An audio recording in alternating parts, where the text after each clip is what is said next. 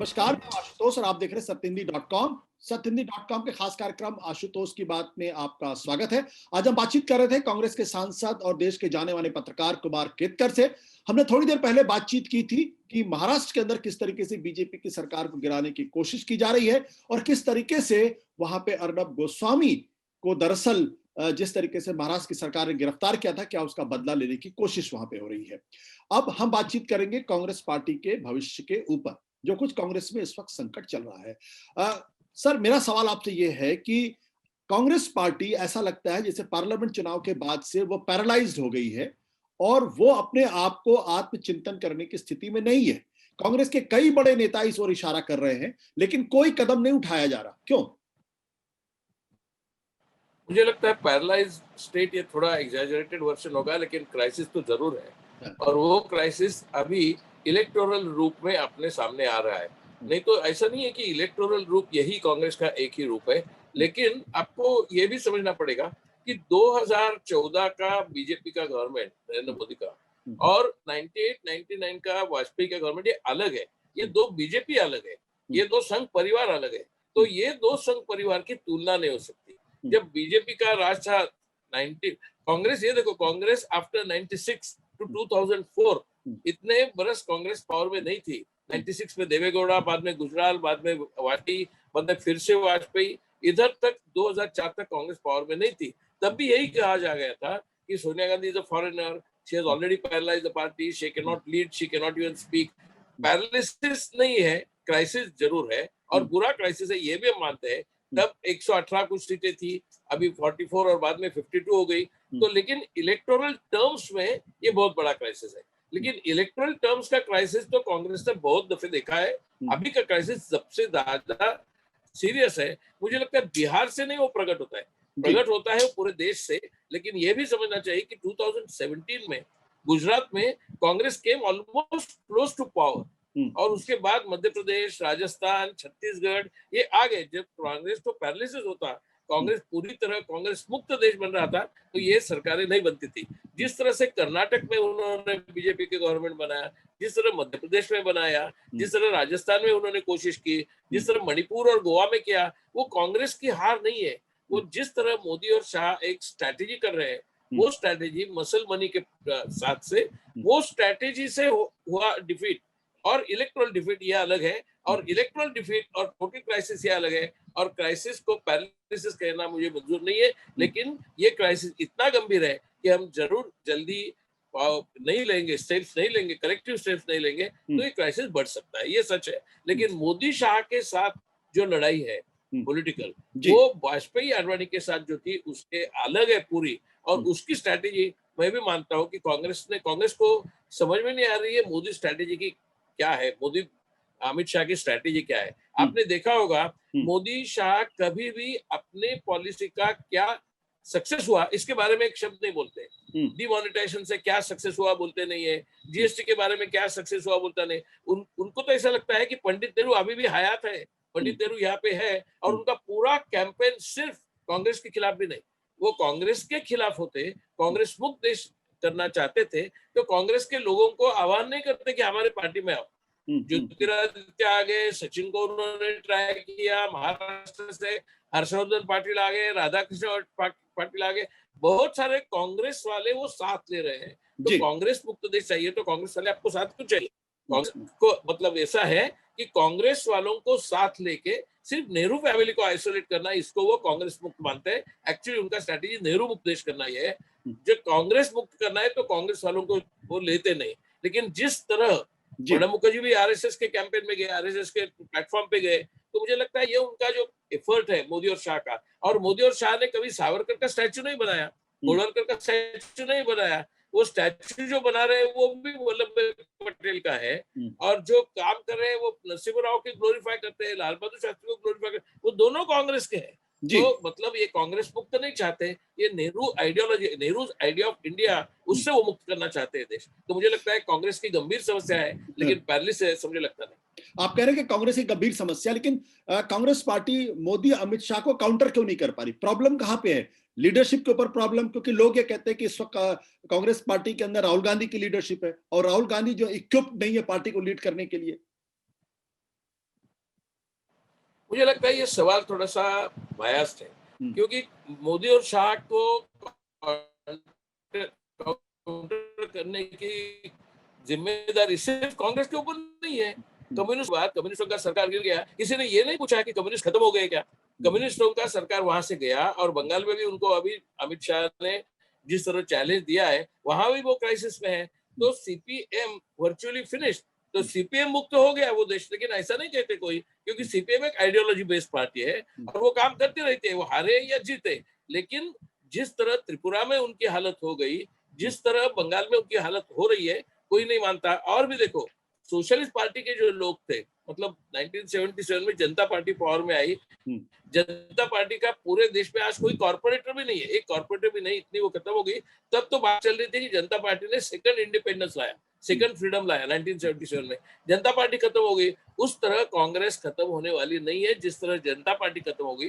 Communist party भी खत्म होने वाली नहीं है, वो आइडियोलॉजी बेस्ड पार्टी है। कांग्रेस की ideology liberal, democratic, sovereign, secular ideology है, और वो भी खत्म होने वाली नहीं। बहुत सारी अपनी देश की जनता ने 70 वर्ष वो कहते हैं, वो 70 वर्ष में 50 वर्ष कांग्रेस को इन्हीं लोगों ने, इसी देश की जनता ने चुन के लिया है। तो मुझे लगता है उनके ऊपर वो जो बुनियादी विश्वास जिसको कहते हैं, वो बुनियादी विश्वास कांग्रेस के ऊपर है। लेकिन अभी इलेक्टोरल क्राइसिस से ऐसा लगता है कि वो इलेक्टोरल पैरालिसिस हो गया है। मुझे लगता है इलेक्टोरल क्राइसिस जरूर है। और आपने पूछा क्यों नहीं लड़ सकते, मोदी और शाह के सामने लड़ना ये बात अलग है। मोदी और शाह के सामने लड़ने के लिए मसल पावर और मनी पावर और हॉरिबल प्रोपेगेंडा का ऑब्सीन पावर चाहिए। कभी भी अभी तक कांग्रेस ने मोदी और शाह के कैरेक्टर असैसिनेशन नहीं किया है, कभी भी कैरेक्टर असैसिनेशन नहीं किया है। लेकिन मोदी और शाह कॉन्स्टेंटली कैरेक्टर असैसिनेशन का पॉलिटिक्स करते हैं। कांग्रेस इस तरह की राजनीति कर ही नहीं सकती, उनके डीएनए में वो नहीं है इस तरह की इंडिसेंट, ऑब्सीन और वल्गैरिटी करके कैंपेन करे। वो पॉलिटिकल कैंपेन करते हैं। पॉलिटिकल कैंपेन मोदी और शाह के खिलाफ नहीं चलता है, नहीं जमता है, ये अभी सिद्ध हो गया। तो फिर आप कैसे काउंटर करेंगे? मेरा तो सवाल इसी बात को लेकर, अगर वो ऑप्शन करते हैं, वो साम दाम दंड भेद का इस्तेमाल करते हैं, प्रोपेगेंडा का इस्तेमाल करते हैं, तो कांग्रेस पार्टी को तो काउंटर स्ट्रेटजी करनी पड़ेगी। नहीं तो कांग्रेस पार्टी इस तरह से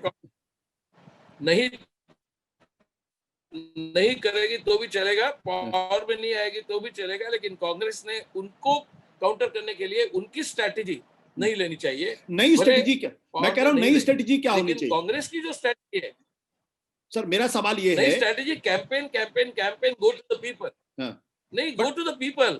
अभी कांग्रेस का डिस्कनेक्शन क्या हो गया? इलेक्ट्रॉन मशीन जो कांग्रेस का था, वो इलेक्ट्रॉन मशीन था, लेकिन लोगों से कांटेक्ट कम हो गया था। तो लोगों के साथ जाना, जिस तरह राहुल गए, हाथरस में राहुल और प्रियंका गए, बिहार में बाकी कांग्रेस के नेता, सीडब्ल्यूसी के नेता क्यों नहीं गए? जो लोग क्रिटिसाइज करते हैं, वो सीडब्ल्यूसी के नेता बिहार में कैंपेन के लिए क्यों नहीं गए थे? सब लोगों ने जाना चाहिए, मुझे भी जाना चाहिए। वह अभी मैं मीडिया का पर्सन नहीं हूँ, मैं अभी कांग्रेस वाला हूँ, मैं जाता रहता हूँ। एक महीना भी ऐसा नहीं है कि जहाँ मेरे 10 या 12 स्पीचेस नहीं हुए। मैं लोगों के साथ, कोरोना के काल में भी मैं लोगों के साथ मिलता रहता हूँ। नहीं, वो आपकी बात सही है, बट असल सवाल तो ये है ना कि वही सब लोगों ने, कांग्रेस का connectivity with the people is necessary, वो कनेक्टिविटी बंद हो गई है, और जो टीका करते हैं उनकी भी कनेक्टिविटी नहीं। बट सर मेरा सवाल ये है कि ये क्यों बंद हो गई है? क्यों कांग्रेस पार्टी लोगों से कनेक्ट एस्टैब्लिश करने की कोशिश क्यों नहीं करती? राहुल गांधी के बारे में कहा जाता है कि वो एक बार हाथरस चले जाते, फिर छुट्टी पे चले जाते हैं। वो बिहार के अंदर उन्होंने उस तरीके से कैंपेनिंग नहीं की जिस तरीके से कैंपेनिंग करनी चाहिए। तेजस्वी यादव कैंपेनिंग कर रहे हैं, नरेंद्र मोदी कैंपेनिंग कर रहे हैं, बीजेपी के अध्यक्ष कैंपेनिंग कर रहे हैं, लेकिन राहुल गांधी नहीं करते। तो राहुल गांधी के ऊपर, ये प्रियंका के ऊपर भी आरोप लगता है कि ये लोग जो है वो वीकेंड पॉलिटिक्स करते हैं। तो आप ऐसे तो नहीं लड़ सकते आप बीजेपी से। आपका सवाल बराबर है, लेकिन ये सवाल की दूसरी बाजू ये है कि आपने ये भी कहा कि राहुल गांधी प्रचार करते हैं और बाद में जाते हैं, कहा अभी बाद में कंटिन्यूस नहीं करते। बाकी लोगों ने क्या किया प्रचार, वो भी दिखाना चाहिए ना।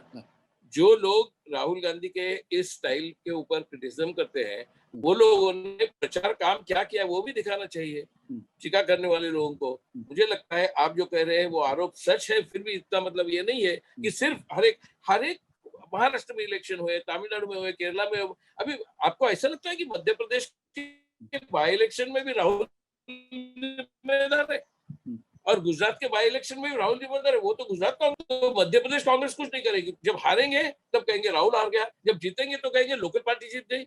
इस तरह का जो कैंपेन चलता है, जब जीतेंगे तब राहुल हार ही गए, लेकिन लोकल पार्टी ने काम किया इसके लिए जीत गए। इस तरह का नहीं चलेगा। राहुल से लेकर सब लोगों ने लोगों की कनेक्टिविटी एस्टेब्लिश करनी चाहिए। वो नहीं है, वो हाईकमांड की भी नहीं और लोगों की भी नहीं है। लेकिन जो लोग क्रिटिसाइज करते हैं वो भी इतने लोगों के साथ कनेक्टेड नहीं है। और ये कनेक्शन क्यों गया, ये भी मैं बात कर सकता हूँ। इतने बरस सत्ता में रहने के बाद उनमें एक प्रकार का आइडलनेस आ गया, उनके लेजी हो गए, उनके कॉम्प्लेसेंट हो गए कि हम तो पावर के लिए ही आए। इस तरह से कांग्रेस, बहुत सारे लोग कांग्रेस ज्वाइन करते हैं तो उनको डायरेक्टली कॉर्पोरेटर का टिकट चाहिए, एमएलए का टिकट चाहिए, एमपी का टिकट चाहिए, एमपी बनेंगे तो मंत्री होना चाहिए। तो पूरा वो पावर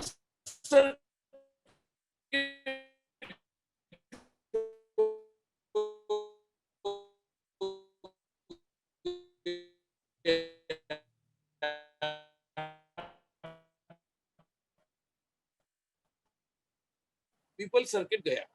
पावर कम्युनिस्ट पार्टी के लोगों को ऐसा लगता है, मतलब कम्युनिस्ट पार्टी चाइना के लोगों को लगता है कि हम अभी पावर में आ गए और उधर वो पावर मॉन्गर्स हो गए, पावर के दादा हो गए। तो उन्होंने कहा कल्चरल रिवोल्यूशन चाहिए, ये पावर मॉन्गरिंग बंद करो, आप पावर में हमेशा रहने वाले नहीं है। और इसी के लिए उन्हीं के पार्टी के नेताओं के खिलाफ माओ त्से-तुंग ने कॉल दिया और उसका नाम दिया था bombard the headquarters. Bombard headquarters enemy तो नहीं था, कोई दूसरी पार्टी नहीं थी, कोई पूंजीवादी पार्टी नहीं थी चाइना में, लेकिन बॉम्बार्ड हेडक्वार्टर्स मतलब उनके ही पार्टी के बॉम्बार्ड हेडक्वार्टर्स। मुझे लगता है वो थोड़ा अतिशयोक्त होगा, लेकिन कांग्रेस को भी बॉम्बार्ड हेडक्वार्टर्स लाइन लेनी चाहिए अलग तरह से। कौन लेगा, वायलेंट कौन लेगा ये लाइन?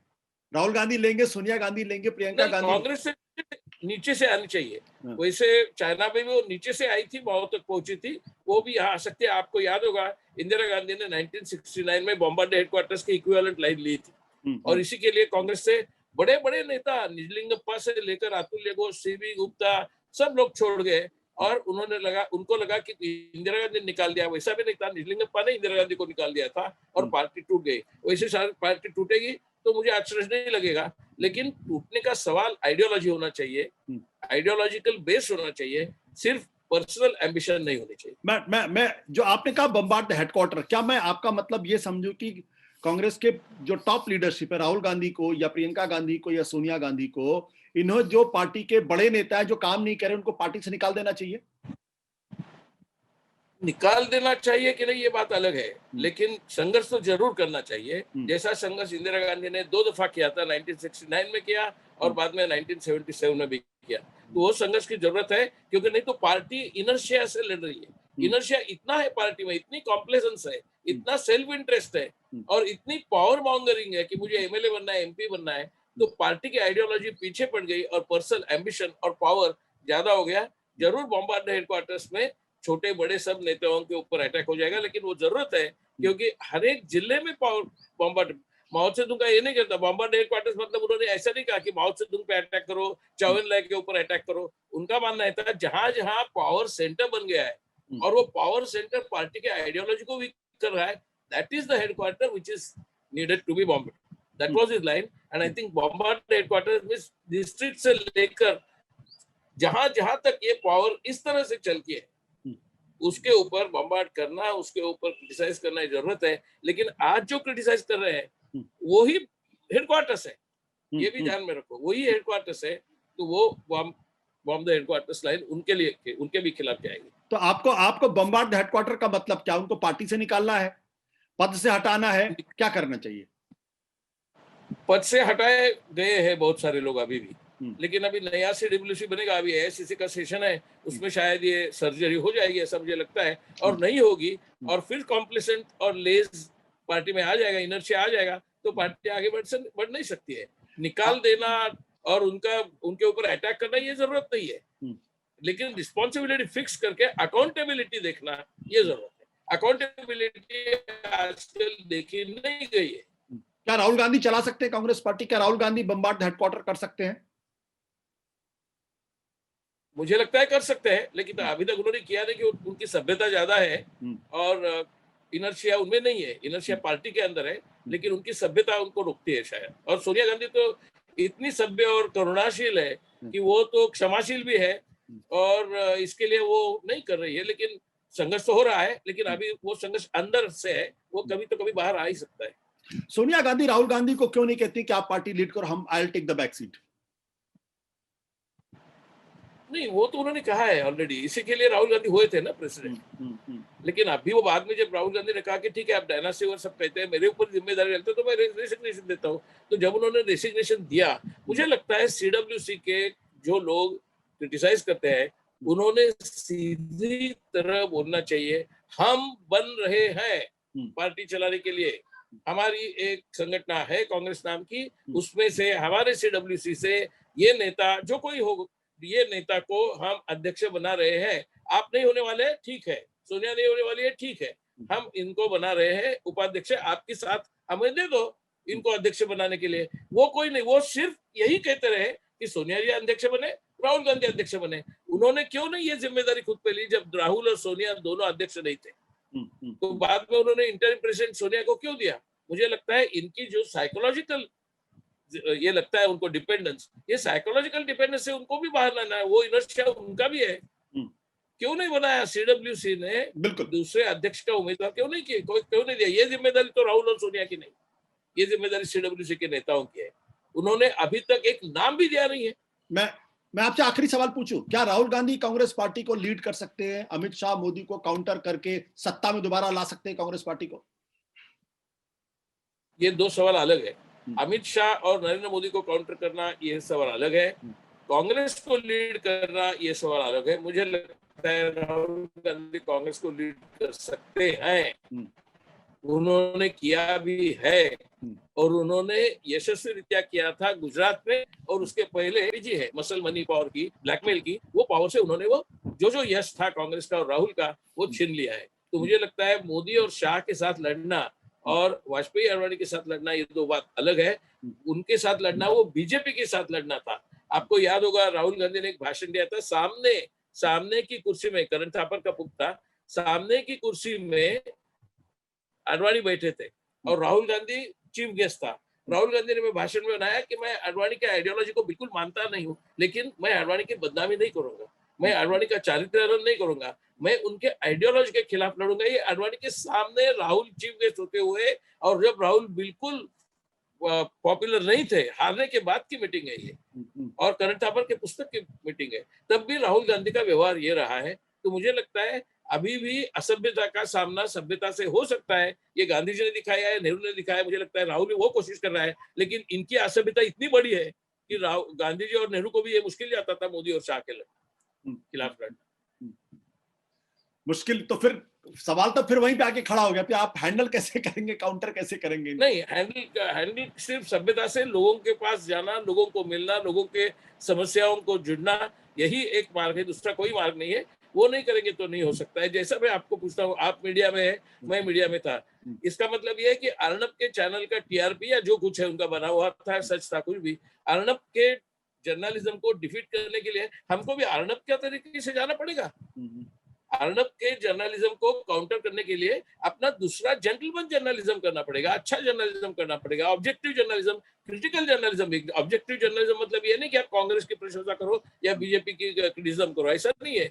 आप ऑब्जेक्टिव जर्नलिज्म कर सकते हैं। कोई कहेंगे अरे आप अर्नब का सामना कैसा करेंगे, आप भी मीडिया में है, आपका तो टीआरपी गिर गया, अर्नब का टीआरपी बढ़ रहा है। इसका मतलब ये नहीं है कि हम अर्नब की तरह पूरा भूखने रहेंगे रस्ते पे और टीवी पे, ऐसा नहीं चलेगा। अर्नब का सामना अलग से होगा, उसी तरह मोदी और शाह का सामना अलग होगा। जो जर्नलिज्म में है वही पॉलिटिक्स में है। आजकल जर्नलिज्म ही पॉलिटिक्स हो गया। कितना टाइम आप देते हैं कांग्रेस पार्टी को रिजुविनेट करने के लिए, दोबारा खड़े होने में?